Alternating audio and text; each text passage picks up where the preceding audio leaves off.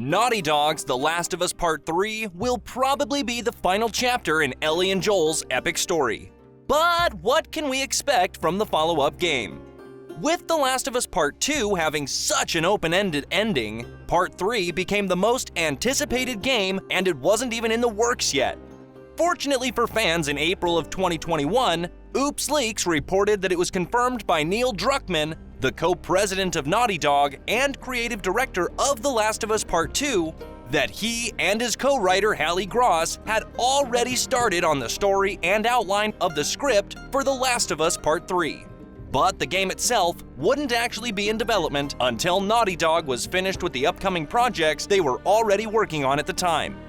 Based on the time frame between Part 1 and Part 2, players can probably assume that it will be a long time before we get The Last of Us Part 3, especially with all the new additions to the upcoming game.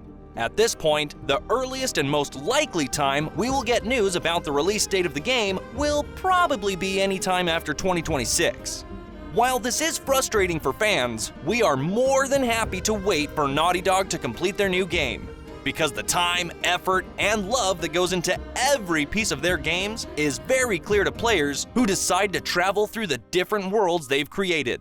We're hoping that The Last of Us Part 3 will bring the story full circle and returns us to the original goal, and why Joel was tasked with smuggling Ellie across the country in the first place, trying to find a cure for the mess that humanity had managed to get themselves into. With Abby back at the Fireflies, it may be her time to take on the legacy of her father and try to finally develop the cure that will save the world, or what remains of it at this point.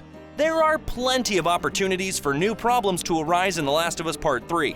Will Ellie still be waiting to sacrifice herself for the greater good of humanity, or will she have developed new priorities now that she has found her soulmate?